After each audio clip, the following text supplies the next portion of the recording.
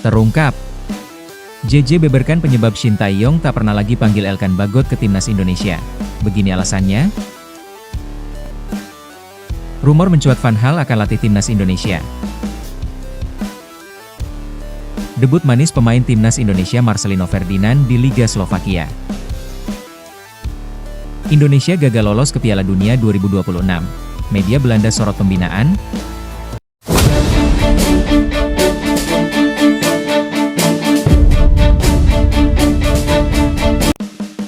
Terungkap, JJ beberkan penyebab Shin Tae-yong tak pernah lagi panggil Elkan Bagot ke timnas Indonesia. Begini alasannya. Mantan penerjemah, Shin Tae-yong, Jeng Seok-seo akhirnya mengungkapkan rahasia di balik masalah Elkan Bagot dan tim nasional, Timnas Indonesia. Menurut pria yang akrab disapa JJ itu, Elkan tak pernah mendapatkan panggilan dari timnas Indonesia lagi karena dianggap tak nasionalis usai menolak hadir ketika dibutuhkan Garuda.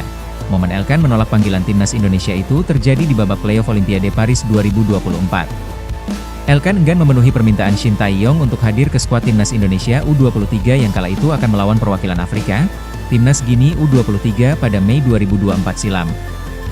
Padahal kehadiran Elkan sangat dibutuhkan di lini belakang Garuda. Terbukti, tanpa kehadiran Elkan, Garuda Muda pun gagal mengalahkan Guinea U23 karena kalah 0-1. Gara-gara kekalahan itu, timnas Indonesia U23 gagal untuk tampil di Olimpiade Paris 2024. Sejak saat itulah, Elkan tak lagi dipanggil ke skuad timnas Indonesia, bahkan usai kepelatihan STY berganti ke Patrick Kluivert, yang juga sudah tak lagi menangani Garuda. Sebelumnya, Shin Tae-yong sempat memberi keterangan tentang Elkan pada September 2024. Pria berpaspor Korea Selatan itu menyebut hubungannya dengan Bagot sensitif untuk dibahas secara terbuka. Menurutnya, lebih baik bicara langsung dengan sang pemain agar tidak ada kesalahpahaman. Memang hal ini yang sangat sensitif untuk dibahas. Mungkin lebih baik Bagot yang berbicara langsung dari dia. Itu lebih masuk akal, beber Shin Tae-yong. Setelah lama tidak diketahui secara pasti apa yang membuat Elkan tak pernah dipanggil lagi usai insiden playoff Olimpiade Paris 2024, kini semua rahasia itu terungkap. Dalam podcast Ruang Publik, Jeng Seok-seo mengungkapkan Elkan ternyata dianggap tidak nasionalis karena menolak panggilan timnas Indonesia. Sejak saat itulah STY memilih tak memanggil Elkan. Sebab dirasa sikap Elkan bisa merusak skuad timnas Indonesia kala itu. Itu rahasia umum ya, tapi nggak ada yang ngomong secara valdi. Jadi, sesuai dugaan, sudah dipanggil, Elkan Bagot, nggak datang, jadi Coach Shin melihat tidak ada nasionalisme dari dia, ujar Jeng Seok-seo, di podcast YouTube Ruang Publik. Kita nggak boleh pakai lagi pemain yang nggak ada hati ke timnas. Kalau ada satu pemain yang kayak begitu, itu bakal menghancurkan tim kita. Yakin itu, tambahnya, makanya selama ini Coach Shin juga keluarin pemain-pemain yang tidak disiplin dan tidak ada hati ke timnas, itu semuanya dikeluarin. Dia berani keluarin, sejago apapun pemainnya, tutup Jeng Seok-seo. Rumor mencuat Van Gaal akan latih timnas Indonesia. Pelatih berpengalaman asal Belanda, Louis van Gaal kini ramai dibicarakan jadi calon pelatih timnas Indonesia. Kabar ini semakin gencar muncul seiring lowongnya posisi tim pelatih timnas Indonesia. Hal ini seiring lengsernya Patrick Kluivert dari kursi pelatih timnas Indonesia. Kluivert dan PSSI tidak lagi menjalin kerjasama. Pangkalnya adalah kegagalan tim Garuda lolos ke Piala Dunia 2026. Sejauh ini, PSSI belum mengumumkan siapa calon pelatih yang menggantikan Kluivert. Namun, spekulasi kini muncul dengan menyeret nama Van Gaal. Kabar angin ini berhembus seiring laporan yang menyebut Van Gaal akan menggelar konferensi pers pada Senin 20 Oktober waktu setempat. Rencana menggelar konferensi ini beririsan dengan momentum kebutuhan timnas Indonesia akan sosok pelatih baru pengganti Kluivert. Seorang jurnalis asal Jerman, Victor Catalina semakin meramaikan spekulasi ini dengan memberikan ucapan, "Selamat datang Louis van Gaal," dengan menyematkan bendera Indonesia dalam sebuah unggahan. Menurut Catalina, ide menghadirkan Van Gaal menarik buat timnas Indonesia. Namun, ia memastikan keputusan sepenuhnya soal ini berada di tangan PSSI dan belum ada kepastian resmi soal ini. Sebelumnya muncul spekulasi ini, Van Gaal pernah dikabarkan akan mengisi posisi Direktur Teknik PSSI yang kini ditempati oleh Alexander Zverev. Rumor itu mencuat pada awal 2025 dan perlahan-lahan menguap begitu saja. Debut manis pemain timnas Indonesia Marcelino Ferdinand di Liga Slovakia. Pemain muda Indonesia Marcelino Ferdinand melakukan debut bersama klub barunya yaitu FK Astrencim di Liga Slovakia dalam laga yang berakhir imbang 1-1 melawan Skalica di Stadion Sihot, Sabtu. Marcelino, di pertandingan ini melakukan debutnya pada babak kedua saat ia dimasukkan oleh pelatih Ricardo Moniz untuk menggantikan Dylan Camp. Ini adalah pertandingan pertama Marcelino di level klub, setelah penampilan terakhirnya terjadi pada 5 bulan lalu saat membela Oxford United melawan Swansea City di Championship.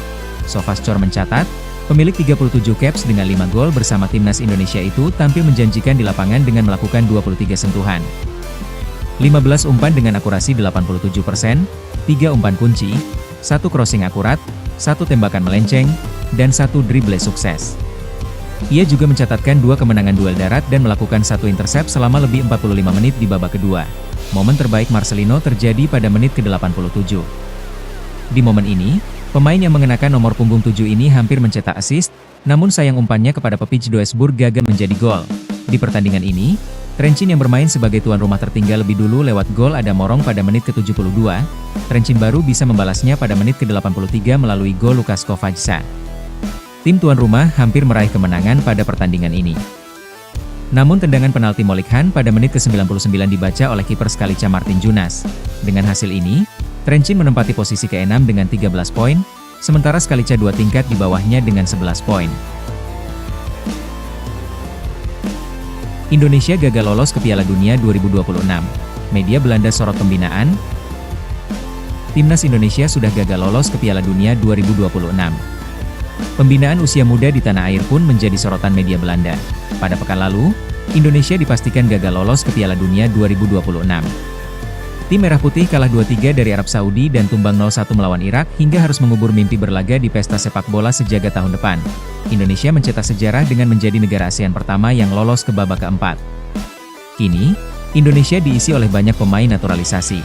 Sebagai gambarannya, dalam starting 11 Indonesia melawan Irak, cuma ada 2 orang pemain yang lahir dari kompetisi lokal. Ricky Kambuaya dan Rizky Ridho merupakan pemain itu. Akibat dari kegagalan itu sudah jelas. Patrick Kluivert dan semua staf pelatih asal Belanda sudah meninggalkan posnya sebagai juru taktik timnas Indonesia. Media Belanda, NOS, yang menyorot pembinaan usia muda di Indonesia. Mereka membandingkan dengan penempaan yang dilakukan di negeri kincir angin. Saat Frenkie de Jong berusia 12 tahun, ada banyak pelatih usia muda profesional yang bekerja pada talentanya setiap hari selama bertahun-tahun. Sementara pemain muda Indonesia, Andi Fatih, dia hanya mempunyai kakeknya untuk membantunya, menendang bola dengannya di lapangan dekat rumahnya di Jakarta, kata NOS membuka tulisannya. Banyaknya pemain naturalisasi di tubuh timnas, dipertanyakan oleh NOS. Memang, naturalisasi tak cuma dilakukan PSSI di level timnas senior. Ada juga di kelompok umur U17, U23, juga timnas putri. NOS lantas mempertanyakan bagaimana sepak bola Indonesia akan bisa mengembangkan sepak bola dengan lebih mandiri dengan memperbesar peran pelatih dan pemain lokal. Cerita Andi Fatih yang digarisbawahi, seorang pemain muda di Jakarta cuma berlatih dengan kakeknya, kurang mendapat sentuhan pelatih profesional usia muda.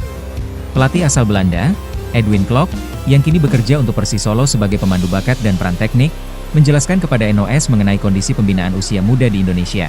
Beberapa akademi pemain muda di sini hampir tidak mampu memenuhi kebutuhan finansial.